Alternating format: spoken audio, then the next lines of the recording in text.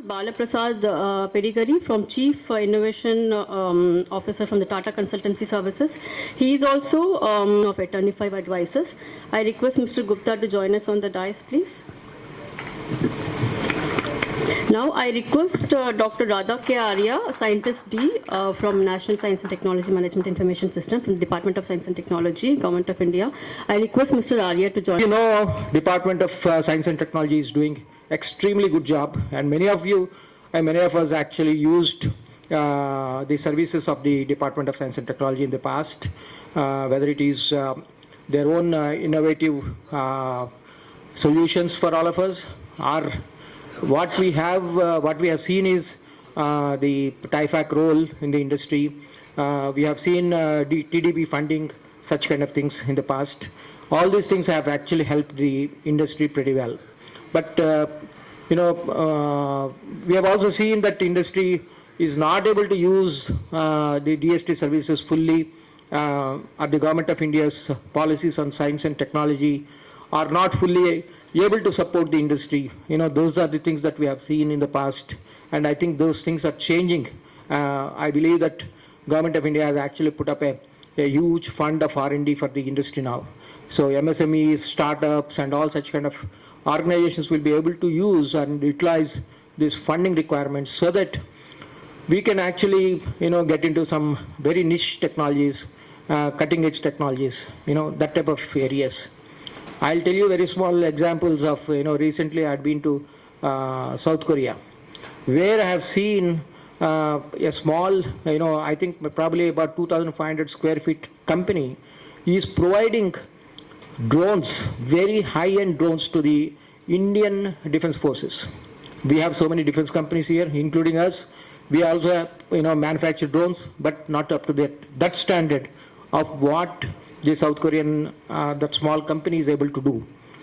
There is a lot of support from the government. There is a lot of emphasis on what type of research has to be carried in that type of places. So those things are somehow missing in this country. We have seen Israeli success stories. We have seen success stories. So I think all these things is a mixture of ultimately providing latest and the best technologies useful for the common man, useful for the Indian defense, useful for the security forces, useful for the Management Information System from the Department of Science and Technology, Government of India, to deliver a special address. In this very important workshop, this workshop is third in series. We have already organized 2 workshops, one in Delhi and another one in the Bangalore. And we have seen very overwhelming organizing this event in Hyderabad. And as Dr. Radha Kishore said, the Hyderabad is known for pharma industry, research institution, research cluster, higher education institution of global standards. So this is the perfect place to organize this event. And I think we have taken a very good decision that one of the events should be organized in the Hyderabad. So as you know, that Department of Science and Technology is the nodal department for all policy matter, as well as for supporting and nurturing the scientific and technical research and innovation in the country. Science and Technology, Government of India, and Mr. Pramod Kumar Arya, Scientist D from the Department of Science and Technology, to give a brief presentation on the National S&T Survey.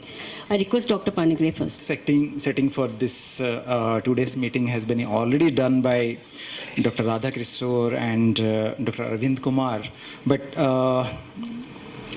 probably it will be worth to take you all through this presentation, which is basically to introduce about the role that is Department of Science and Technology is playing in this country to coordinate and organize all activities related to science and technology, and also the importance of this survey and what exactly is our expectations and why we have organized or organizing such kind of series of workshops across. Arvind Kumar has introduced. The Department of Science and Technology was established in 1971, and it acts as the nodal agency in the country to organize, coordinate all activities basically sector agnostic and discipline agnostic. Maybe other ministries are working or focusing on specific sectors or specific disciplines, but Department of Science and Technology has no limitations or no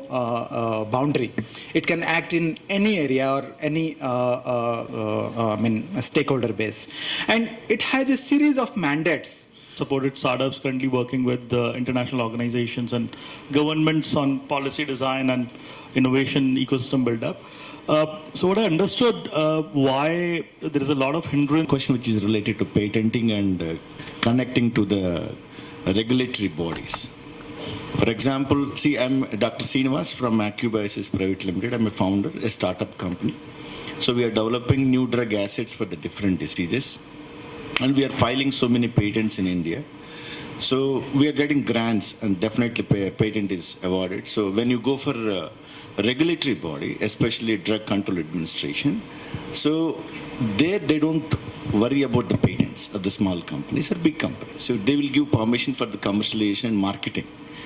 But in that case, if you don't consider the patent, so definitely big companies will come with a different kind of pathways and get it done. So how do we connect regulatory bodies and the patents awarded for that company? That's a big matter. It's going on since 40 years. Okay, I'll come with a formula where it can be easily destroyed by a big company. So what is the advantage for the small company who is doing research? Yeah, well, it doesn't pertain to exactly the exercise we are doing.